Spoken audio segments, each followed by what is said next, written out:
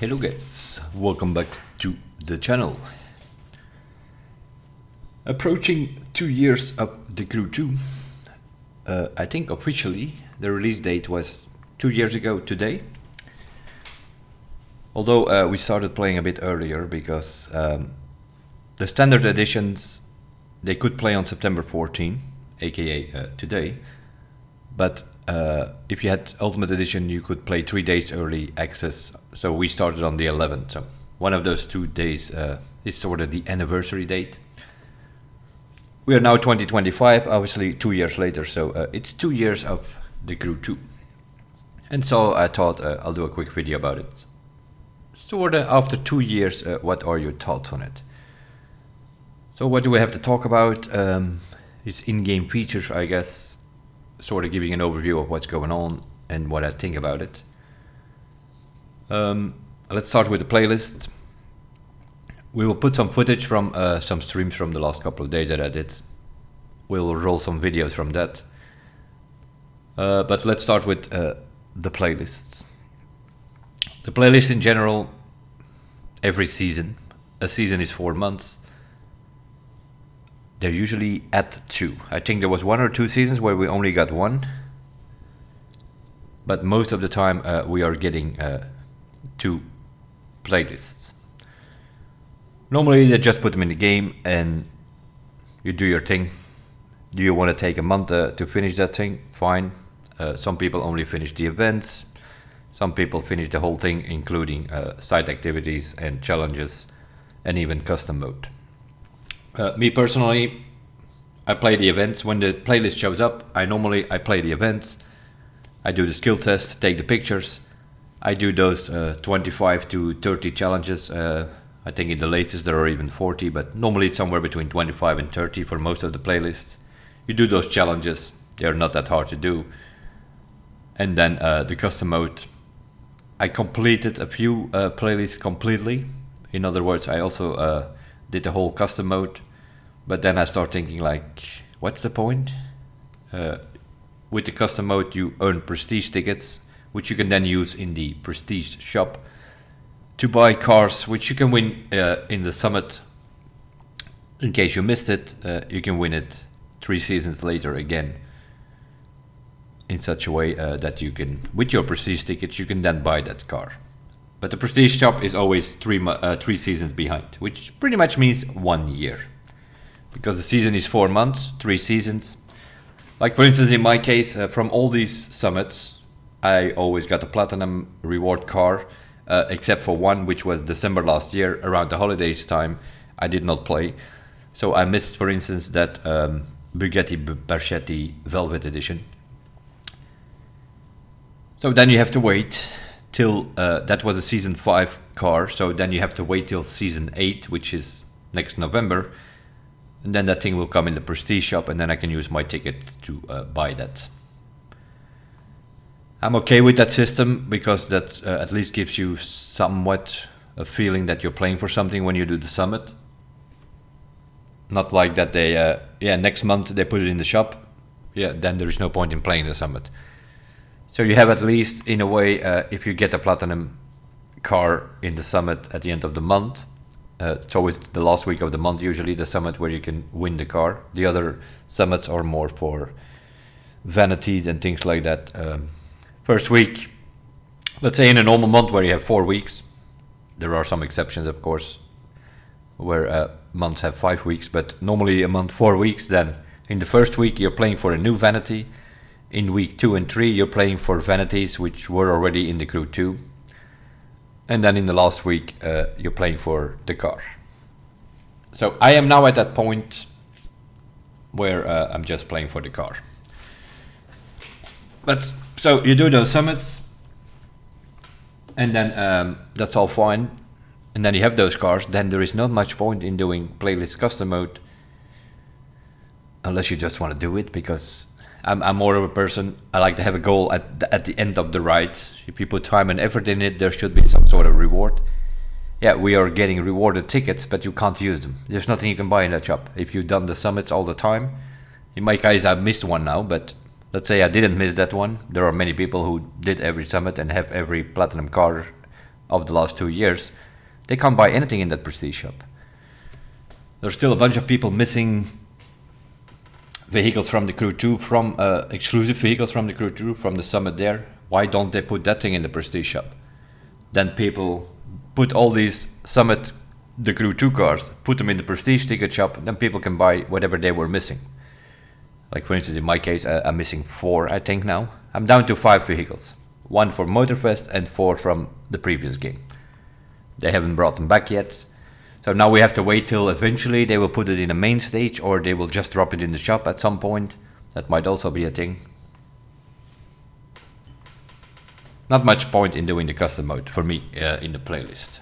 Now, in the last playlist, they increased the rewards a little bit. In the luxury playlist, we have, instead of 4,000 crew credits, there's now 12,000 crew credits in there. And instead of 100,000 bucks, there is now 1 million bucks in there. So they put more rewards in there, but then we come to the point which I totally do not like. They time gated it. So they unlocked a little bit of the playlist. You could do like 3 events, 3 skill tests, 3 pictures, a couple of challenges. That's it. Custom mode is still locked. And then every week they add 1 event, 1 skill test and 2 pictures and 3 or 4 challenges. And sort of step by step, week by week, they unlock the rest of the playlist. That's time gated. That's forcing you to, in a way, come online every week. That's, I guess, the idea behind it. But of course, that's not what people do. Some people might do it, and others are just gonna say like, oh yeah, they're just gonna count like 1, 2, 3, 4, 5, 6, 7 weeks. Okay, I'll come back in 7 weeks when everything is unlocked, and then I can do the playlist in a few hours in one go. Some people want to do that. I don't like restrictions. In my opinion, people should be able to play the game the way they want to, and in how much or how fast pace they want to. If you want to do that playlist in one day, you should be able to. So this new system that I have here now on the latest playlist with the time gate, not a good idea, in my opinion. I understand what they're trying to do there. They're trying to make it a bit more content every week, that you just... Normally people come on, they quickly do their summit, maybe do a few grand races, and then they're out for the rest of the week. Now they're sort of trying to keep you in by also doing a playlist event and a couple of pictures and some charge challenges and things like that. Just don't average hour. Let people do and play the game whatever they want and how how long they want. If people want to do that playlist in one day, let them do it. People want to do it, take a month about it, that's also fine. Choices. Give us choices, not restrictions. That's all I can say about the playlist at this moment. Second thing, I think we can quickly go over Demolition Royale. If you like it, be my guest. I don't like it, I never play it. So that is something that I can go over very quickly. Sometimes you have to, for like a playlist challenge or so, like you have to do like 2 races in Demolition Royale or something. I tried that the other day. It's annoying. It's annoying as hell. You're like, the lobby doesn't even fill up. You're supposed to have 8 teams of 4, 32 players. The last times that I played it, which is very rare, but when I played it, there were like 18 people in it, or 21, or it was not even a full lobby. So that is just, it's not my thing. So I'm not going to talk too much about that. I don't play it unless I have to for a playlist challenge or something. That comes down to that. The summit, in my opinion, the summit should be a skill test where you put players against each other. This should be solo. I know the game is called The Crew, but we also know there are a lot of people. There are probably more people playing solo than in a crew. Also because of all the situations with linking people without getting errors and keeping your crew together without getting errors. Some seasons that were a problem. Lately it's kind of okay. You can make a crew.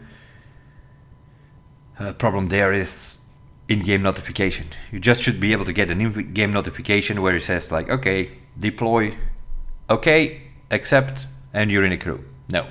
Yet now the invitation goes through the launcher and you have to do Shift F2 and then click on the accept button, but that your mouse is not on your screen, that doesn't work, so you have to Alt Tab out to go to the Upers, play connecting, to click on the accept button there, and then you also have a message in the chat there, which sometimes make the game crash. And that Ubisoft launcher, it's the worst thing ever.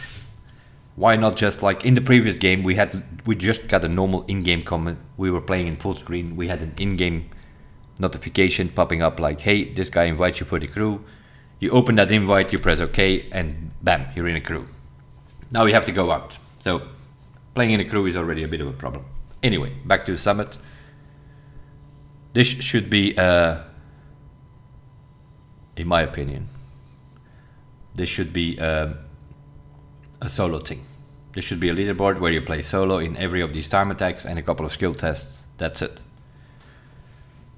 Now it's all about crews now. Very often, high speed, especially lately, high speed tracks, all about slipstream. If you don't have a slipstream partner, good luck trying to get into the top 100 or whatever. It's not gonna work. Next to that, you have the speed traps. This week we had to use that Bugatti here, the birthday present for this week. You get the Bugatti Edition 1 Bugatti Veyron Summit car from the Crew 2. You get it as your birthday present because it's the anniversary week, 2 years of the Crew. With that car, you do that first event, you get the car, then with that car you have to do the slalom. That's all fine if you have a score breaker set. If you don't have a score breaker set, you're already screwed for 40,000 points, and then you have to do a speed trap. You can do it solo, you can do it in slipstream, it doesn't matter. The car limits out at 484 kilometers an hour. So that's the top speed you can get on that speed trap. But people are using nitrochemists with pure and frenetic, and then do a jump here or there, and then because of the stupid air nitro, the car exceeds top speed. So people are getting 100 kilometers an hour more on most vehicles using the pure frenetic set. So this is some sort of broken affix thing again, in combination with the broken air nitro, which people get. That also is like 15-20,000 points there because of a game feature. So again, some sort of glitch in it.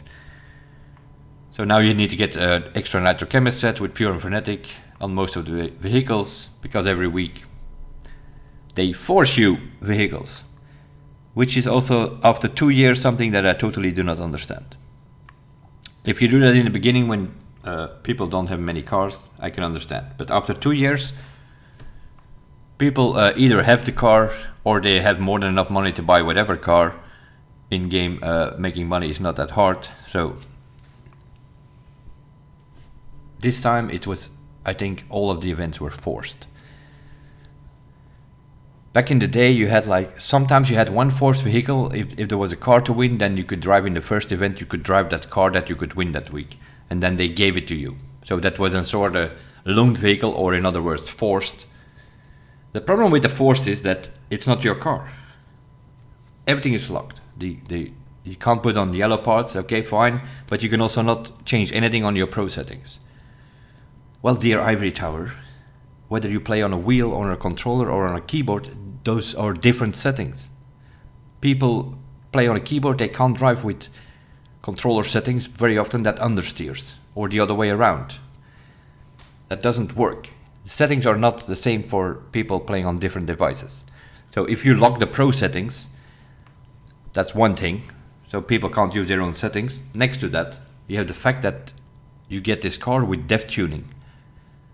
That's the other problem. Every bar is in the middle. You have no camber. That thing has way too much body roll because the anti-roll bars are 0-0, where most people put on like plus 10, and then adjust it a little bit if it's understeers or oversteer. So you could have something like A10 or 10-8 on the anti-roll bars, but it's going to be very high. It's not going to be 0-0. Same with the camber. Most people put the camber on -25, so that the car steers. From the depths, with these loaned vehicles here, you get a 0-0 situation. The tires are smoking, the brake balance is wrong, the car doesn't brake very well. It's wobbling all about because the anti-roll bars are in the middle. It doesn't steer sharp enough because the camber is in the middle. After 2 years, dear Debs, you should understand that's not how it works. If you want to lock if you want to give us green parts, all fine. Then you lock the upgrade, but don't block the pro settings. That's the worst thing they could have done. And that was all fine with like one car, but now lately in the summits it's like 3 events, 6 events, or this week even all of the events are a forced loan car. The same thing with the new playlist. We have 700 cars in our garage. Why do we have to play the playlist the first time with loaned vehicles? That is so stupid. Something like, and I know for sure now that it's still a thing because one of my old teammates just bought a game a few days ago, and we were doing the vintage garage. You have to go to the shop and buy a Cadillac Eldorado, which you do not use. So why do you have to buy a car to do a playlist and then you don't use that car? Because you get loaned vehicles. It makes no sense. All this loaned vehicle stuff makes no sense. People have 700-800 cars in their garage. Makes no sense. So which brings us to the point that like I show up here now at the end of the month when there is a car to win. In that week, I will show up. But yeah, that's what it is. I will show you some footage here. I think it's the luxury cruise that we are doing here. There we go. So I'm doing it here with Forever Pink.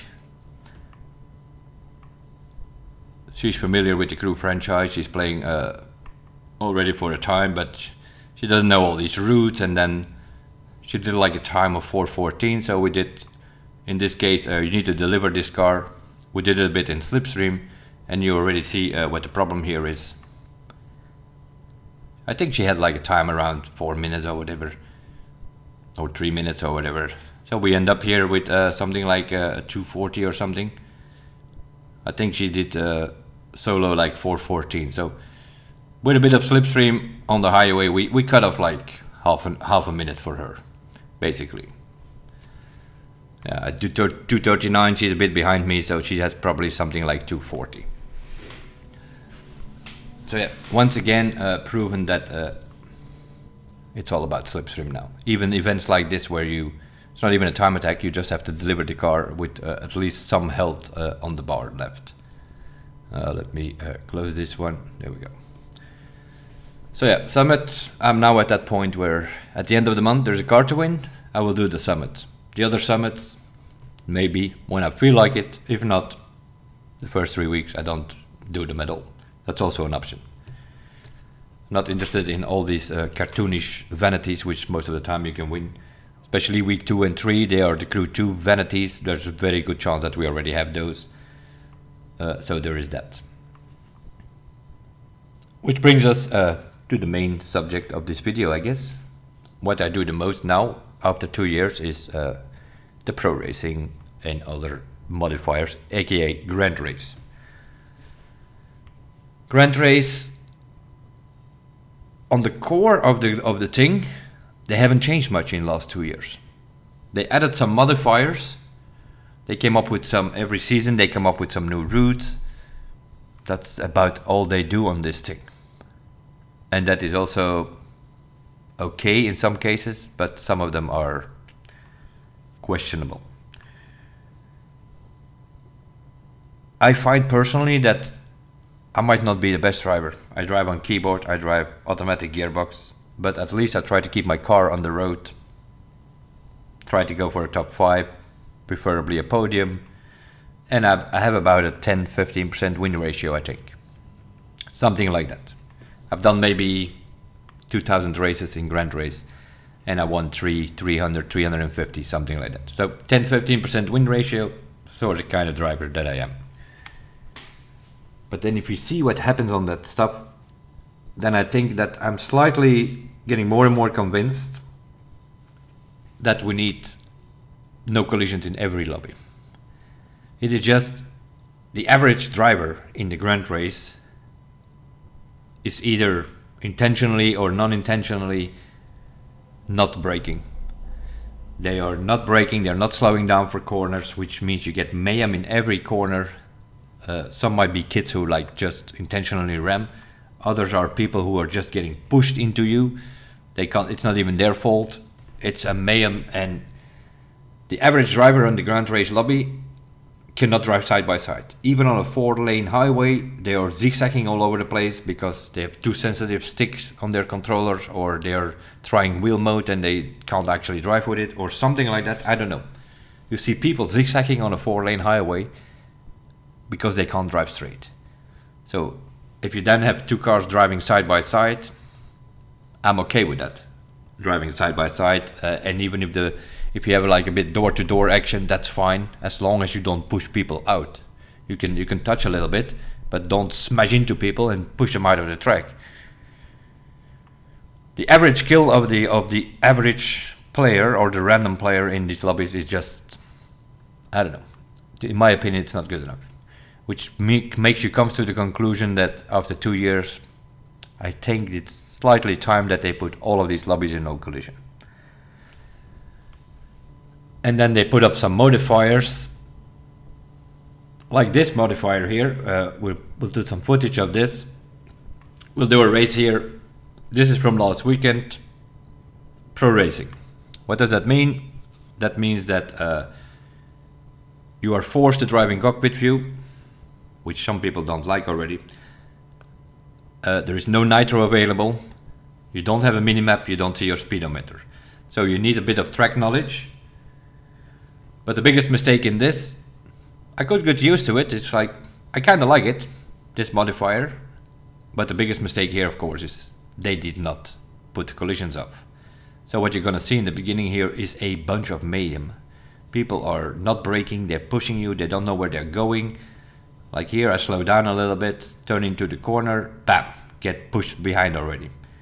And this was kind of okay, I survived this first corner. So this first 10-15%, yep, look at that, here we go. Get pushed again from the left there, bam, some other guy goes off track, comes back in. If somebody taps a wall or they come out of a forest, they should automatically be in a 10-15 second ghost mode or something. You have people flying up the track, they reset, they respawn in the middle of the road at 0 kilometers an hour, which is a good thing, which means they can't abuse the reset, but then they need to be in ghost mode. They are just standing there, people arrive at 300-400 kilometers an hour, they're just standing there and you smash into them. Everything that comes behind, like this guy here, this is a perfect example. That road was 3 or 4 lanes wide. This Corvette here, he touched me already 5 times. There is nobody else around here. That's what I mean by they can't drive side by side. I gave him a lane and a half to stay in, and he just couldn't drive there. This guy, this one you can't even blame, because I'm in his dead corner. The cameras in most of these cars, it's so close. Like here, for instance, if there's a guy on my right, I can't see him. Because the camera is too close to the wheel. You can see the rear mirror, you can see the left rear mirror, but you can't see the right one. So if there's somebody on your right, then you have to look at that little white arrow there, sort of pointing like, hey, there's a car next to you. Nobody's watching at those arrows. People are trying to figure out where to go. Especially if you're not that familiar with the routes, because you don't have a minimap in this modifier either, so you get the idea. Now this was kind of okay because we sort of get through the first 10-15%, which is always the mayhem. If they don't want to do no collisions in all of the lobbies, at least put the first 10-15%. That also has to do with the routes that they create. Why is it needed that a lot of these routes, they start, you drive for a few hundred meters and you immediately have a 90 degrees corner. We still have 28 people there. That is development. That is like, you can make it in such a way that the first sharp corner only shows up after the team or the in this case, the group has split up a little bit. Then there is no problem. But we have a race starting here, for instance, and then it goes right here 90 degrees into that street here. Yeah, then you have 20, if you're somewhere in the, let's say the top 8 at the start, you have 28 people. You have 20 people behind you coming into that, approaching that first corner. You know some will miss their braking point or don't brake at all. It's going to be a ramfest in that first corner. And people also don't, they don't want to do it or they don't want to learn. I don't know. They are just not braking. The average player in this game does not use the brakes or does not downshift to slow down. They just use other players, which makes it less fun. It's a ramming festival. So after 2 years, I think we're at that point where my advice to the devs would be just, for the sake of us all, just put it on no collisions every lobby. And then there are also no problems here. People that know the track, in this case with the Pro Racing modifier, there are no problems. If the guy behind me misses his corner here, yeah, that's his problem. He will drive straight into the wall, drive straight through us because there's no collisions. But now, if he misses his braking point, if there's a guy on my inside here, I get smashed into the wall. And in a mode like this, the Pro Racing, where you have no nitro, that is a problem. People are making up some strategies for this, like they push people into the wall, making them lose all speed. You have no nitro to catch up again, so you slowly need to get back up to speed. You lose a lot of time with that.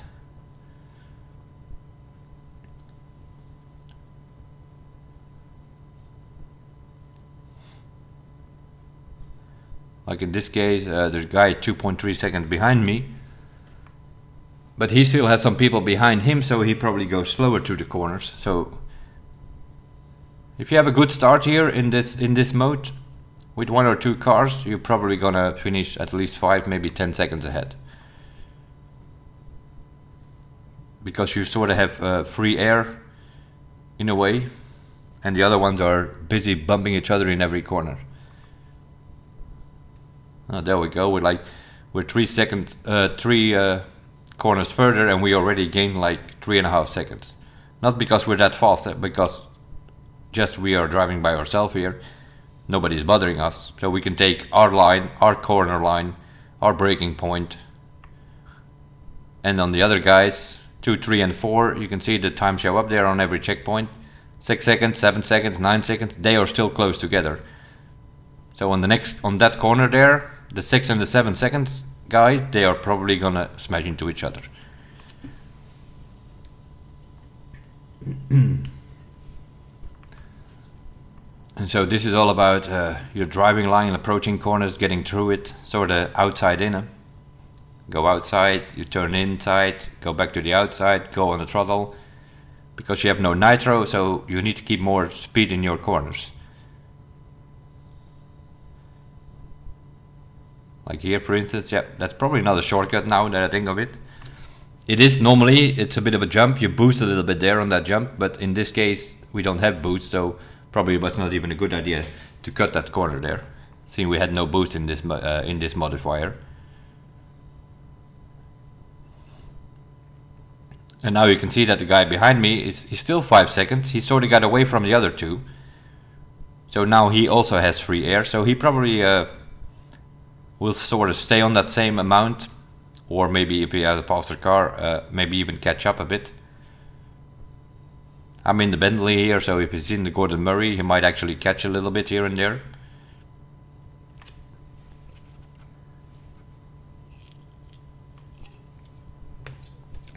So in one of those corners they clashed, because you can see the 5-second guy is still in second place, but the third and the fourth guy, which were like 6 and 7, they are now at 10 and 15 seconds. So they clashed into each other because the collisions are on. And now it's sort of split up, right? Second guy 5 seconds, the third guy 10 seconds, and the fourth guy 15 seconds. So now they all have clean air, and now they will stay on that same amount.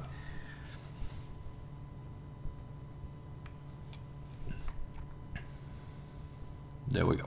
We finished, and the other guy will be, there he is, 5-6 seconds behind. Is that because we were the fastest? Probably not. But that was because we were the first ones who were in that situation where we had clean air. We could take our corners the way we wanted to take them. And as you can see, 2 Gordon Murrays behind. Which brings us to the next point. Meta cars. A lot of cars are depending on nitro boost. And some of them, like the Gordon Murray, has strong nitro boost. If you put a nitro chemist with pure and extra pump on it, then that is the fastest car in racing. If you do a time attacks with it, that thing will be in most cases on number 1, but definitely in the top 3 of the racing cars. So you see that happening, and people are making summit guides, and oh, it's racing, oh, it's Gordon Murray, and that the result is that if it's racing in Grand Race, half of the people are in the Gordon Murray. That debate about meta cars, I'm getting so sick of it. I really am. There are no meta cars in this game. You have cars which are really good, and then you have meta drivers, that's another story. And you also have meta devices. So what is the fastest combination? The fastest combination is a controller player with wheel mode who has macro shifting and is a meta driver. That's the fastest combination. You can give them any of these cars which are decent, Gordon Murray, Audi R8, even Bentley or a McLaren or something like that. There are a lot of racing cars which are pretty good.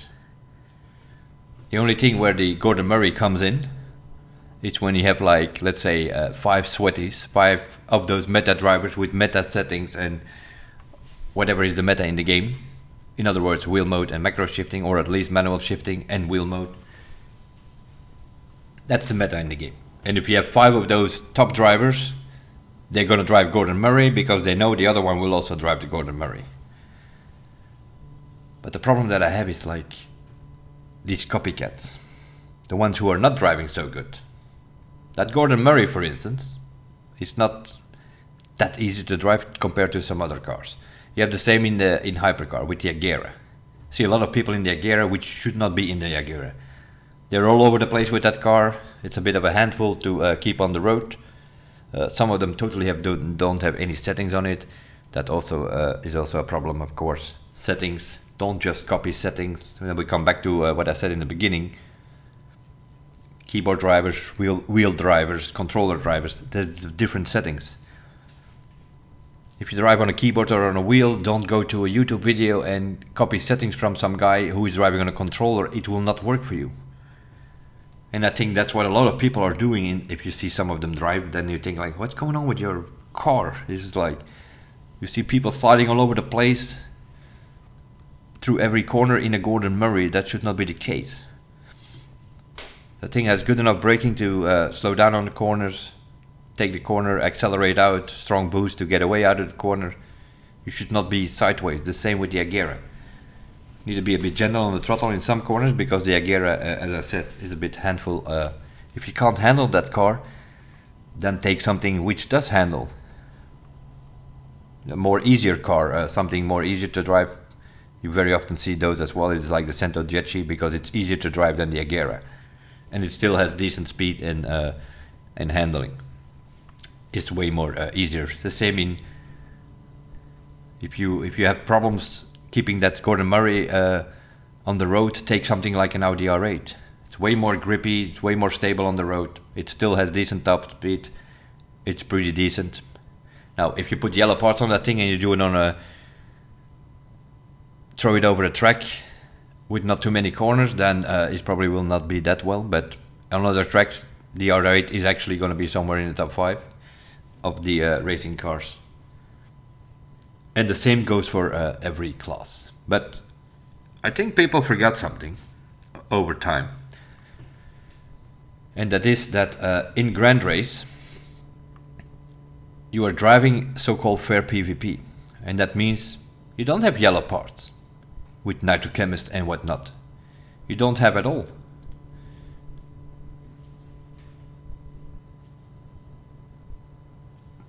Oh, let me go back to the start here on this one. Because here... Where do we start? Here we start. Because this is a better example of what goes wrong on the start of one of these pro racing things. This guy, I'm on his right, he doesn't know, he hit me already 3 times. He does not know that I'm there.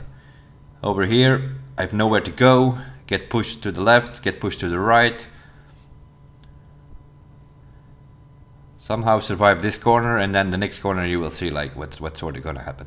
I think I get smashed into the wall or something, because we're moving up. I stay on the outside, try to get my apex to the inside, and now we go. Bam. Thank you. I get smashed into the wall, I lose all my speed, and this guy used me as brakes with his blue Centiojetchi or whatever it was. And we get smashed all over the place. Same story here. I slow down for the corner, completely get pushed out in the grass with a hypercar or a racing car, and there we are. Have to reset, get hit 3 times more because we are not in ghost mode. We are resetting in the middle of the car, of the road, and there are people arriving at 300 kilometers behind us. So you turn in that corner in like, I think we were 6th or something. You get rammed into situations, then you get pushed from the back, and suddenly you're in 19th. And you're in the middle of this pack with these people who can't drive side by side, which means it's even going to get worse. That guy could just avoided him. Here I slow down. Guy comes to the left instead of to the right in his Senna there. Then it gets pushed by the McLaren, so now the Senna is gone forever.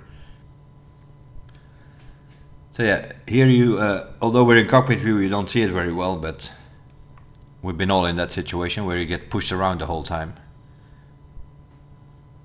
Again, get pushed.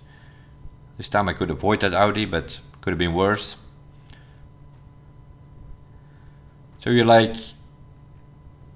30% in and your race is pretty much over, because you got pushed into walls and grass 2 times, and then you have the overpowered slipstream, which is our next point that we come into.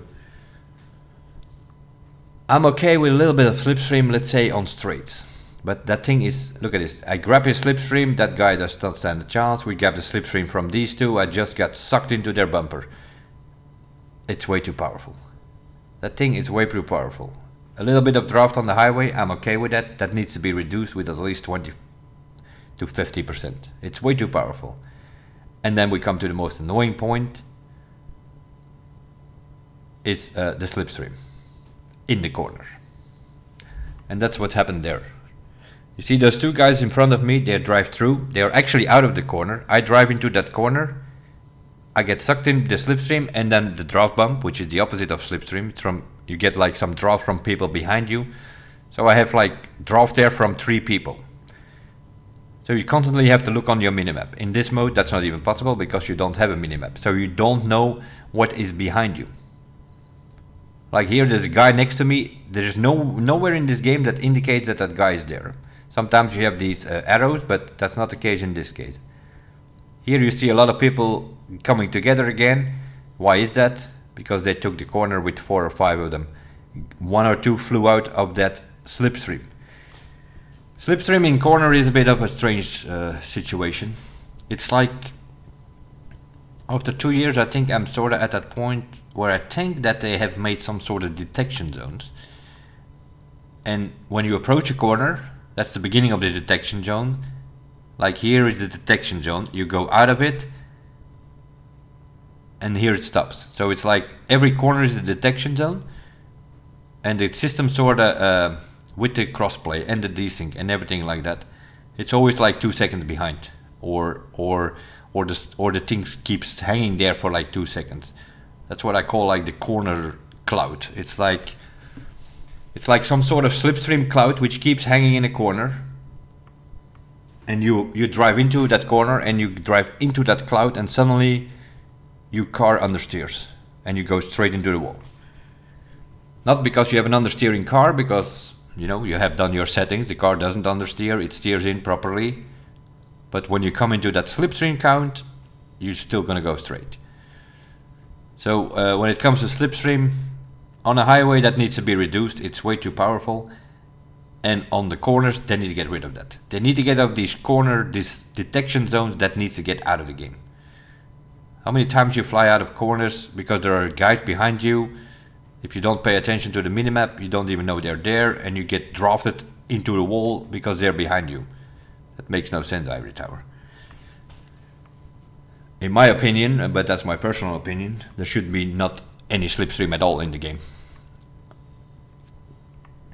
it was overpowered in the Crew 1. They reduced it quite a bit for the Crew 2. Was still powerful, but not as much as in the Crew 1. And now they came up with Motorfest, and we are back Crew 1 levels, or even more. I think there's more slipstream here, or more powerful one than in the Crew 1. And in the Crew 1 it was already overpowered. That was talked about with the devs. That's also why they reduced it for their next game, the Crew 2.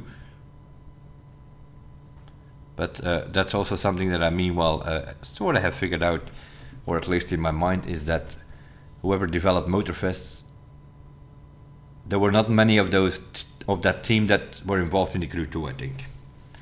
That might be some people that moved on, but I also think there were like 2 dev teams. Meanwhile, it will be back to 1 dev team, but at the time, I think you had the Crew 2 team. They were still working on the Crew 2, doing their summits and updates and whatnot. Meanwhile, you had a team developing Motorfest. It's gotta be something like that. The reset button was always abused in the Crew 1, so also there, talked about with the devs before they came up with Crew 2, there was no reset button. It was just a back on track, which if you went out the track, you reset, it put you back on the track at 0 kilometers an hour, I think even in ghost mode in that game. Because we know from the Crew 1, if it's a reset, it's going to be abused in things like summits and playlist leaderboards, because people are going to cut corners using that reset button. And now we have Motorfest coming out, same. The reset button is back. So those are all like little indicators that sort of proves that Crew 2 and Motorfest were 2 different dev teams. Now the Crew 2, they're sort of repeating summits and so they're not really making new content for that game anymore.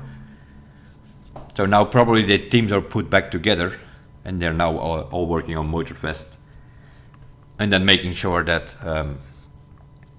Crew 2 has its repeat summit every week or something. But that will only be a matter of time before that game also runs out. But unlike the Crew 1, they're not just going to shut it down. They will have an offline mode. They already announced that. And we also know, meanwhile, that the approval for the 4 title, whether it's Motorfest 2 or the Crew 4 or whatever it will be called, it has been approved to start development. So somewhere in 27 or 28, we probably will see whatever the name of that 4 title is.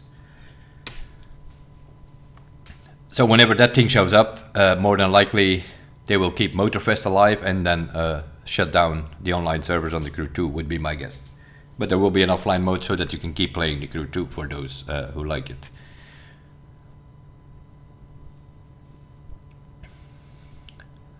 Here we go again. Also the track choices here. We just started and we go to this zigzag section here with 28 people, with no minimap, cockpit view, and you sort of have to try to survive through this lot part here. People getting pushed up the track left and right. This has nothing to do with driving or corner. No, this is just watch your mirror and try to avoid that guy in his jumping car there. Got a bit more in that first corner there because I saw him coming in my mirror. I thought if I don't steer here, I'm gonna get smashed into the wall.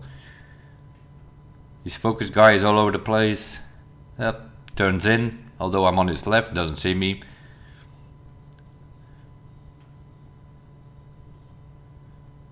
Trying to get through this part here.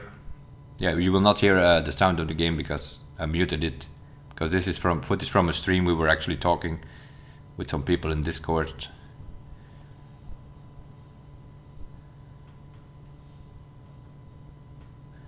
So, we're like 13% in, we sort of cleared the road a bit. So now we can actually start driving. And that is sort of how that whole thing is. It's like 10-15% every time. It's nothing to do with driving, it is just survival of the fittest, you know. Trying to survive that first 15% of the start. And that's sort of what it comes down to. And like here, I'm going a bit off throttle, so I can take this corner, see some guys falling off the bridge. There he goes. I already know that Porsche, you saw the way he was driving, way too wild. Just stay behind him. Took him on the inside, we'll probably never see that Porsche again. Although he's driving the so-called meta car up street, which brings us back to the discussion about the meta cars, right?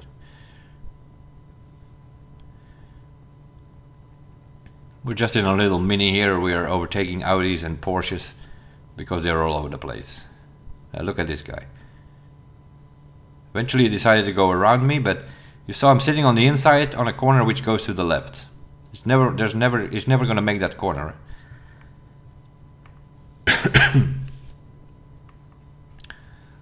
So for this mode I came pretty quickly to the conclusion that what you want here is a fast accelerating car. Like in hypercar, you can use the Agera for sure, but you could also use something like the AMG 1.43 seconds 0 to 60, fastest accelerating car in hypercar. Works pretty good for this mode, where you have no nuts. What makes the Agera strong is overpowered nuts boost, right? But in this mode you can't use so the AMG actually accelerates faster than the Agera in this mode, where you have no nitro available. But still, you see a lot of people driving the Agera though in this mode. So we sort of fought our way to second place in this situation, and the first guy is gone, because the first guy was probably gone from the start, didn't have to go through that bump fest in those first hairpins of that track. So another race where it's pretty much proven that this is decent idea, bad execution. But it could be simply fixed by putting the collisions up in this mode. There were also some night races from last weekend. Night races starts with Alpha GP, same story. Collisions are on, it's 1 mayhem. Put the collisions up, you get a whole different story. Because then people would actually be able to take corners. Now, even if you know the track, you get smashed and pushed around so much. You need to be very careful, or you're getting pushed out of the track at the start there. Very often, route design is also something which is not optimal. They let you start, and very often you have a 90 degrees corner within the first 5% of the track, with 28 people there, and you know that half the lobby doesn't use brakes. That's not good track design. Now, of course, it's not all the devs and their route design, it's also the players. Half the lobbies out there, what on earth are you guys doing, you know?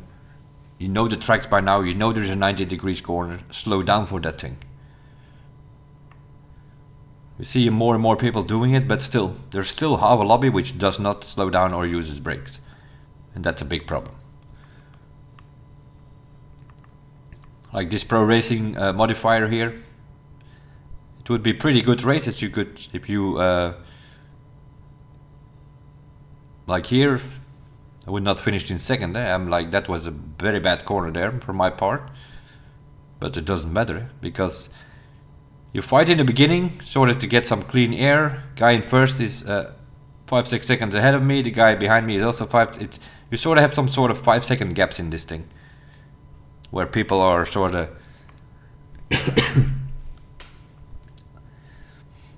but we'll see, because I don't think I finished second here. I think the other guy still comes behind me in my slip or so. Is it this race or was it the next race? And that is also something, that's why I think no collisions, sure, that's what they should do. And then that slipstream needs to be reduced. There are certain tracks where, especially in the weekend, there are a lot of casuals around, and the devs are sort of playing into that. Very often in the weekend you have a lot of highway tracks. Makes it easy for the casuals. They don't need to learn the tracks because it's all highway straights. But that also makes it less of a racing thing. You're gonna have very often the first 33% is like technical, and there you have to drive for your position, and then the rest is highway. So you're fighting and trying to get to the front, and in that first 33%. Very often you get these situations where you're in the top 3 somewhere, and the guys behind you, you have been working your corners and using your gutters, and you have 3-4 seconds ahead, and then the next 33 or 66% even is all high speed. And so the numbers 4, 5 and 6 in the technical section, you gain like 3-4 seconds, so you know you're faster than them because otherwise they were with you. But then they have like 4, 5 and 6, they are slipstreaming on that highway part for the next 66%, and you're driving by yourself or with only one guy, and there are like 4 guys slipstreaming behind you. They just come back because of this overpowered slipstream. And that's also why people drive wilder, is they're counting on that slipstream. If that slipstream was not be that strong, people will probably also drive a little bit more careful, I would think. I can be wrong, but let's see if we can find, yeah, here's the next one. Is this the one which starts with Alpha GP? Yeah. Nighttime Alpha GP. That's one mayhem. Let's see if I can find the start here somewhere. Gotta be here somewhere. Yeah, look at this. This is what I mean. This is the start, 4%. Here comes the 90-degree corner. Look at them all fly and spin out on that wall. Up, respawning. There are 5 people in the forest on my right there. There's another guy coming from the left here out of the forest. He's not in ghost mode. What is that, devs? We're 2025.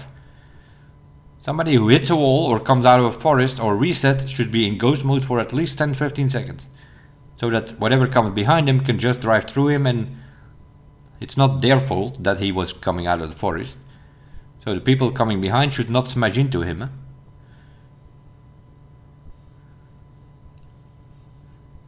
But that's, of course, that's track design. Nighttime Formula 1 cars, most people can all, half the lobby, I would even dare to say, cannot even handle these things in daylight, let alone in nighttime. So you're sort of swirling your way to the front, but if you have like some of the good drivers up front, your race is over by now. By the time you switch to the rally rate, you have like let's say some Simji and Goliath up front. Yeah, GG. Well, it's going to be GG most of the time for you, but you could potentially keep up with them, but not if you're dealing with this lot here. Smashing each other into the wall, then they bounce from the wall into your car, and you lose. Yeah, the top 3 is gone then. I don't know what happened in this race, but trying to work our way through here.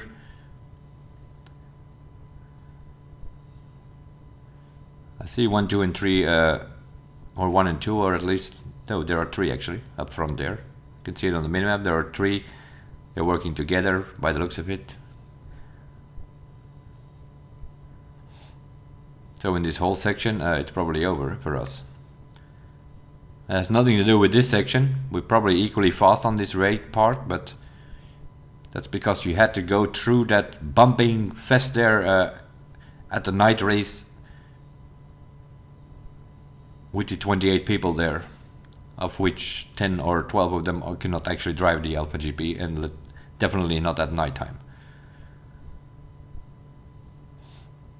So yeah, there's some guy who tried a reset or something which didn't work out. That's why we are suddenly in third, because the guy spawned behind us. Those are those reset abusers which have now been adjusted. They can't abuse it anymore, but some people don't know that yet. So they still try, and then they spawn behind you. That's why we're suddenly in third and no longer in fourth. So he probably reset on one of those checkpoints, and that doesn't work anymore. Puts you back a whole way back now on this track.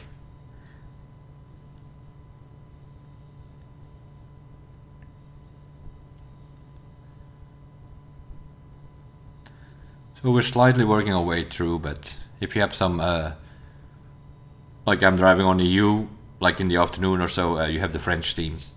Also in the evening, a lot of the French teams, those are the fast drivers on the EU, together with some of the German team. If you have some of those, they are gone. Now I'm slow, sort of step by step coming a little bit closer here to the first guys, but if I would have any of the French teams over here in this lobby, yeah, then I would be, by now I would be 10 seconds behind.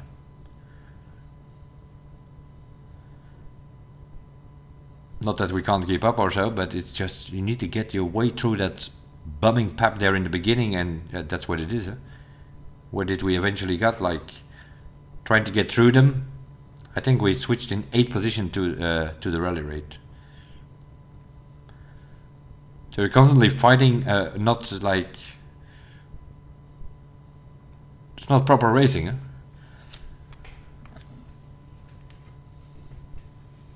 Either you get away from the pack and then you're actually fighting other racers, but if you don't get away from the pack, then you're just fighting to get as high as you can get, and then it really depends on who is in the lobby. Sometimes you can come back and still win the race, but if there are a few fast drivers up front, then your race is over after 10%. This case, I have no idea. Probably finished 3rd or something. The first two have split up, meanwhile. So yeah, now here we have that situation where everything cleared up and we're sorted down to 3 seconds gaps. First guy has 3 seconds on the second guy, and then I had 6 seconds, which I probably lose a bit more now, seeing that was not the best corner. That's another one of these things. Why are we racing with hypercars and Alpha GPs in these cities with these bumps all over the place? You set up these cars pretty stiff. They are track highway cars, so you set them up as a track car. That doesn't work very well here. So you have to put up your suspension a little bit softer, because otherwise you don't know where you're gonna end up here with these city things here. Like in this McLaren, I already put it up a little bit softer, just for tracks like this. You have to. If you put it up too stiff and you hit one of these footpaths here on the side, you fly to the other side. Again, track design. It's like, this is all fine for Street Race 1, Street Race 2, but don't let us use hypercores or Alpha GP on that city thing. Doesn't belong there. Well, yeah, that of course, that's probably which brings us to the next thing.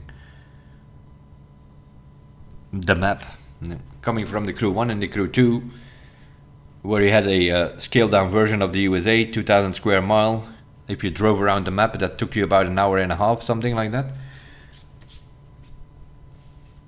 You can drive in 30 minutes around both of these islands here.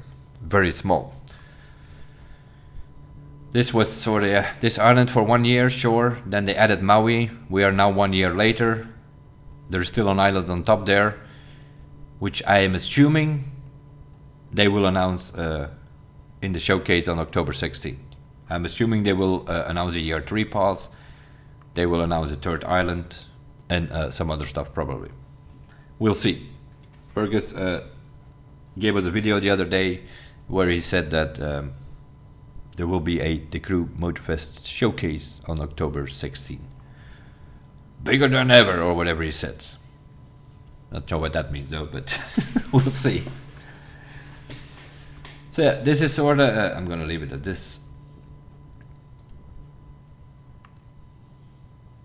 Grand Race needs an overhaul in general. Let's put it that way. That is the way I see it.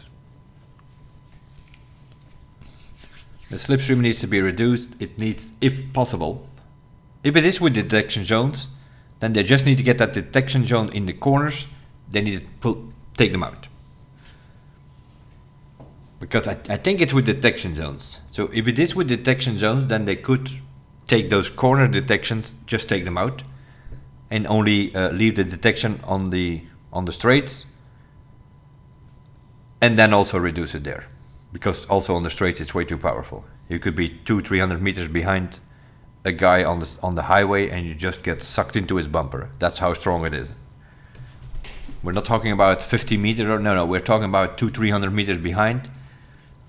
As soon as you get close enough that his name shows up above his car, then you know, now I'm in the detection zone. If you can see his name, you can get in the slipstream. and that shows up, that name above his car shows up pretty far from, you're not anywhere close to that guy when you can see his name already. I think it's about 250 to 300 meters, which is ridiculous. And yeah, for those who drive ground race, you know what I'm talking about, right? You can see, like, you can visually see, like, oh, I'm grabbing the slipstream, and then that guy up front has no, he might be 3 seconds ahead, he has no chance. You just get sucked into his bumper and you're right behind him. It's way too powerful. So when it comes to grand race, take care of these routes. Also make them a bit more variable. Get rid of all these highway tracks, they are just stupid. Get rid of these stupid starts. Like, you have some there, the one that goes through the tunnel and then onto the racetrack to cross a bridge and then go to the highway to the other island. That start is mayhem. People are getting killed in the first 5% of the race and their race is over. If there are some fast guys on top, you're gonna have to fight even to get into the top 10. Because then the rest of it is all highway. The rest of the 33% at the start. So things like that, that's bad design. You know, they could just make it, they could start on the festival meeting place there. You can start a race there, you do a few S corners and you're on that same highway. Why do you have to go through that tunnel where everybody smashes into each other? Then go to on the racetrack, and when you want to get off the racetrack, also a very narrow situation there. Gonna get smashed all over the place. Meanwhile, the top 3, top 4 is already on the highway, they're slipstreaming at maximum speed. You never see them again. The rest of that race. So that is like, that's track design. So we'll see what they say on October 16, but in my opinion, that Grand Race needs a big overhaul. And they need to start listening to the Goliaths and the SimGs and of this world when it comes to track design and slipstream, and they should ask those guys of opinion. I don't know who's in the feedback team nowadays, but if they have a feedback team, but there are some decisions lately overall in the game that you see content coming in and the only conclusion that you can make is there's gotta be some weekly casuals or something that they are listening to at this moment, because we get a helicopter, they revert the controls, that thing is unflyable. Why did they revert the controls? Because there were some fools out there who wanted to do a looping with that helicopter. In the Crew 2 we had the helicopter, you could put that thing wherever you wanted, you could fly that, you wanted to put on an edge of a rooftop, no problem. Put it down there, no problem. Now they reverted the controls, the throttle is on the lean and the lean is on the throttle, and then when you want to slow down, you have to lean down, you lean forward, the thing goes down, but at the same time you don't have any throttle input, so your helicopter just falls out of the sky, you have no more speed. Things like that. They should have never reverted those controls, they were fine. People want to do helicopter loopings, go play a cartoon game, you know, it's...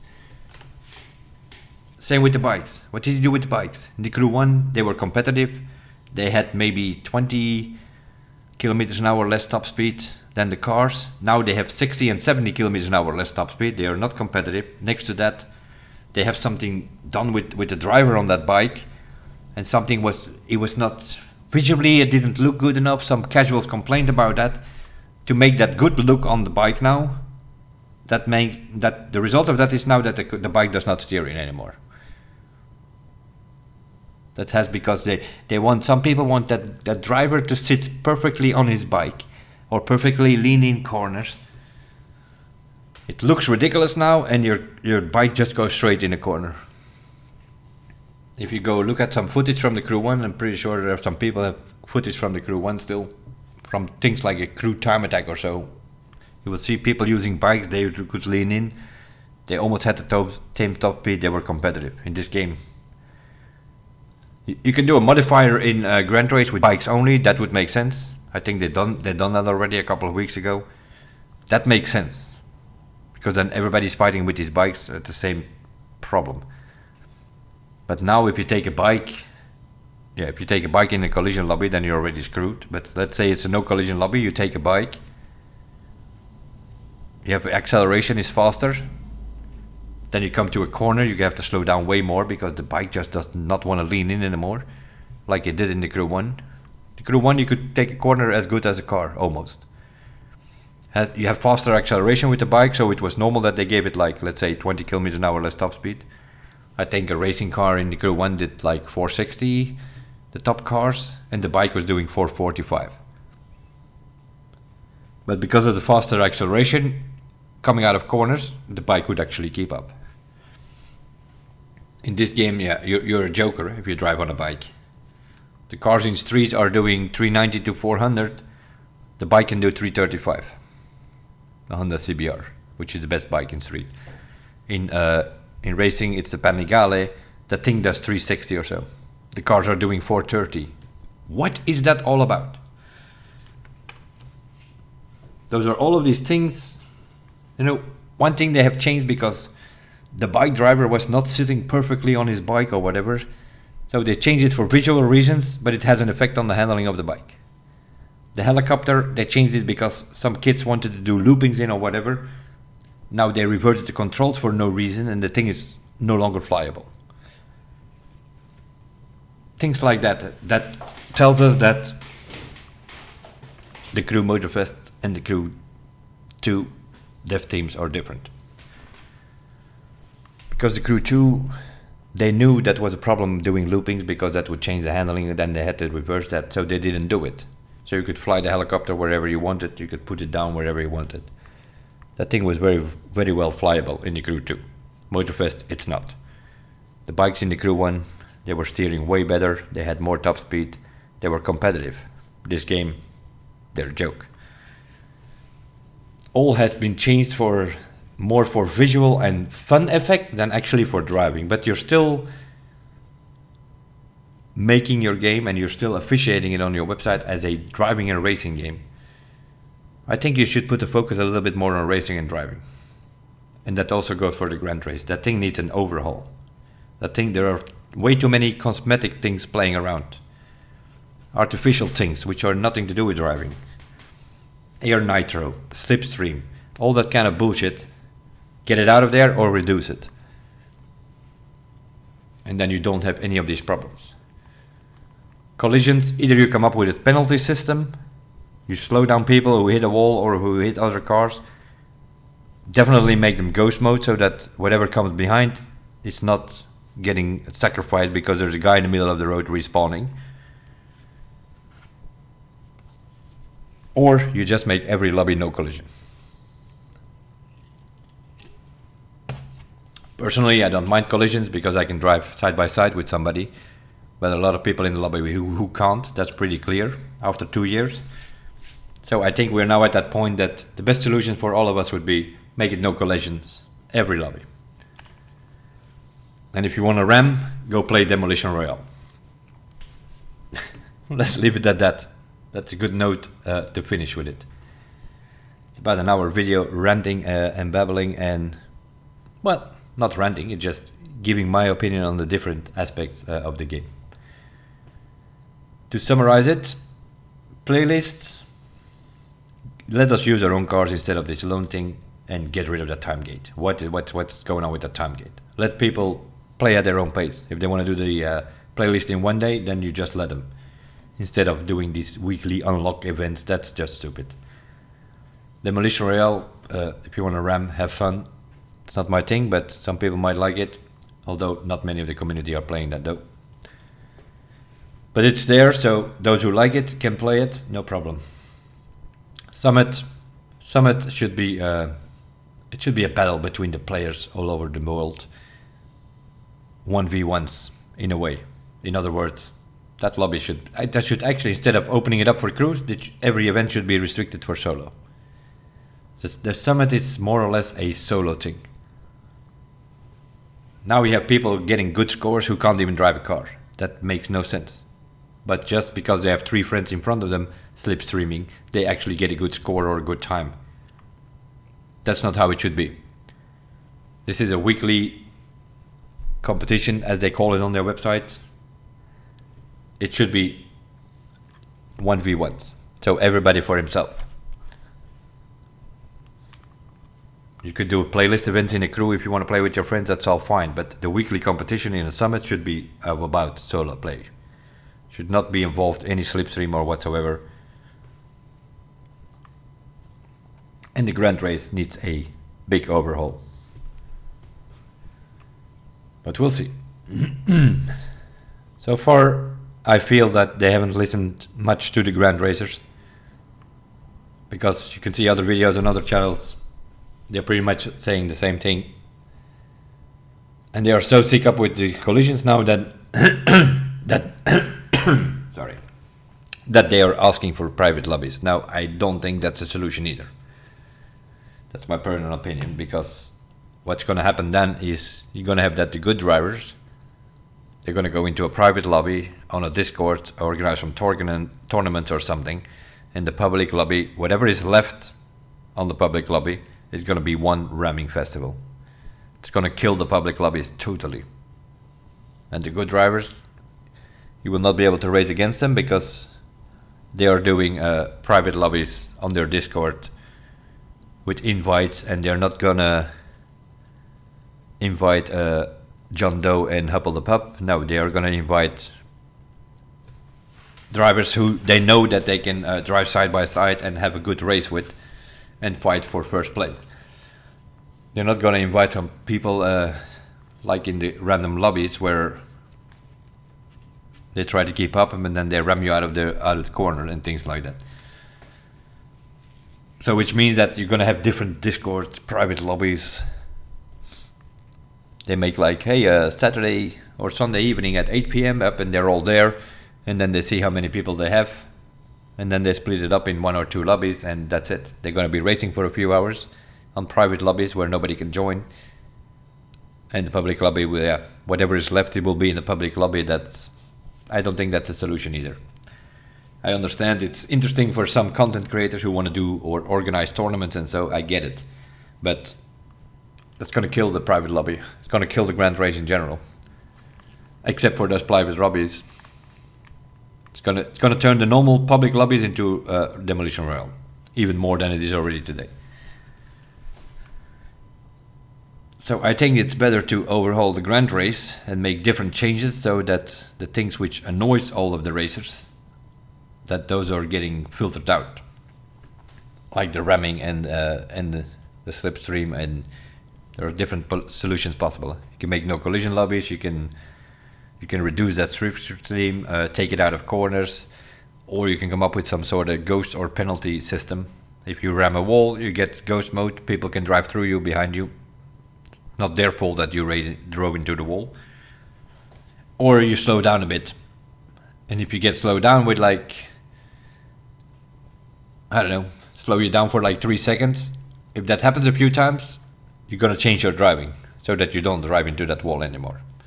But then of course you need a proper detection system. For instance, not like in Forza, where you get pushed into the wall and you get a penalty because you were the one hitting the wall. That makes no sense.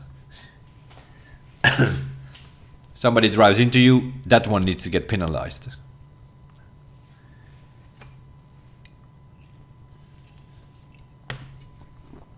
That's sort of how I see that. Because otherwise people will develop a strategy like in Forza. People take your inside and they push you to the outside to the wall, and you are the one hitting the wall and you get a slowdown penalty. That makes no sense. Needs to be a proper system if you do it like that, but I don't think the crew can do that. So that's why I think it's time for no collision lobbies overall. And then people can drive and smash into walls as much as they want. They will only kill themselves then. And now they hit you when they get through the corner, and you're the one in the wall and they are gone. So there is a problem there. But if they want to hit you, if there's no collisions, they can't hit you and use you as brakes or as a corner. So they're just going to go straight into the wall then, if they have too much speed. Anyway, 2 years of the Crew 2, there are some overhauls needed, especially when it comes to Grand Race. They made some changes on the summit, but I think they went the wrong direction. They focused more on crew play. It should be solo. The summit should be solo. It should be 1v1. you're setting a solo time on a leaderboard on 9 different events, and then your total score gets compared to other players. Now you don't know. You could be up against a player, but you could also be up against the whole team who have slipstreamed their whole team to the same times and scores. So it's like... And otherwise, another option is you make 2 leaderboards. One for solo, one for teams. That's also an option when it comes to the summit. So I'll leave it out here. An hour, that's more than good enough. I have give you my general opinion about the different things. Going over playlists, summit, and grand race, which are, in a way, the main features of the game. Demolition Rail, a very small percentage of the community who actually plays that. We'll leave it at this. We'll see you guys out there on the roads or in the next video. We'll be streaming some grand race the next of the night probably. So you can always check it out there. If you're watching this video shortly after release, we're probably live on Twitch after that. Thanks for watching. We'll see you guys in the next one. Bye bye.